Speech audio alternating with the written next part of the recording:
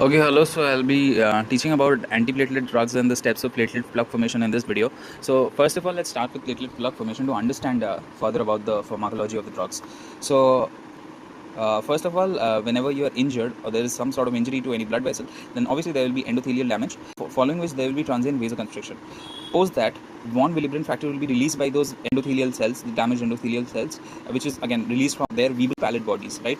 Okay, and this von Willebrand factor binds to the exposed collagen, right?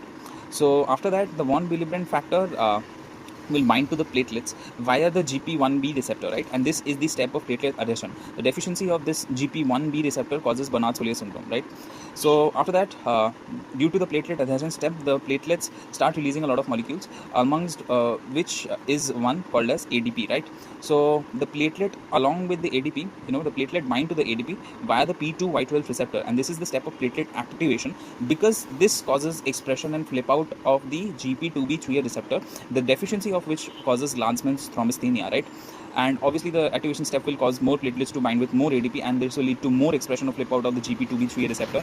And what happens is this GP2B3 receptor goes and binds to fibrinogen, and this fibrinogen binds to further GP2B3 receptors of other platelets. Okay, and antibodies against this GP2B3A will cause ITP, immune thrombocytopenic purpura, right? So now we know the entire step. Essentially, the first step being platelet adhesion, second step being platelet activation, third step being platelet aggregation. Coming to the antiplatelet drugs or the pharmacology of the antiplatelet drugs. First of all, the thromboxane A2 inhibitors or the COX inhibitors. What is written over here is thromboxane A2 helps during aggregation, right? Because thromboxane A2 is produced via the cyclooxygenase pathway, and that is why if we block the COX enzyme, we can essentially stop the aggregation step of the platelets, and that's why we use aspirin, right?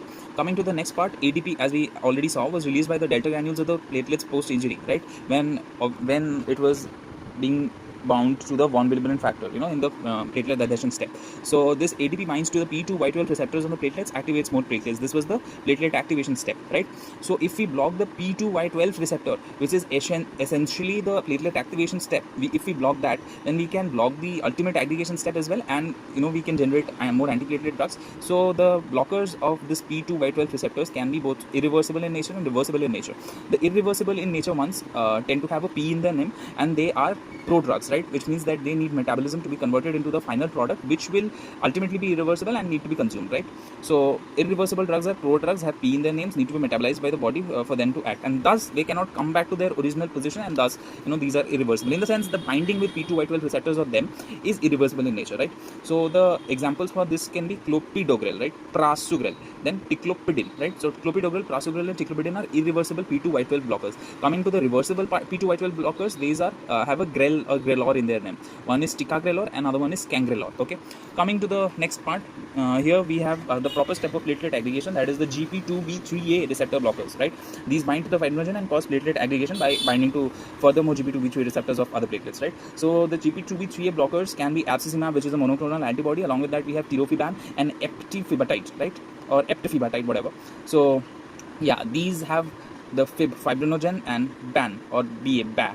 So fibrinogen, ban, tirofibatide, eptifibatide, right? So these are GP2B3 blockers. Coming to following the line over here, we come into the fact coagulation cascade releases thrombin. This thrombin binds to the PAR, that is the protease activated receptor on the platelets. What this causes is the change in shape of the platelets, ADP release, and GP2B3A expression, right? So if PAR, the protease activated receptor 1, is blocked, this receptor is blocked, all these three things will be blocked as well. So it is basically killing three birds in one arrow, one stone, right? So PAR1 receptor blockers are essentially have the name in them. So PAR, X, that is BAM, right? That is blocked. X is blocked. So PAR1 receptor, Vorapaxar, Atopaxar, right? So overall, just a simple side note for this will be antiplatelets and anti-aggregants. The terms are used interchangeably because most of the antiplatelet drugs we are dealing with ultimately want to block the step of aggregation.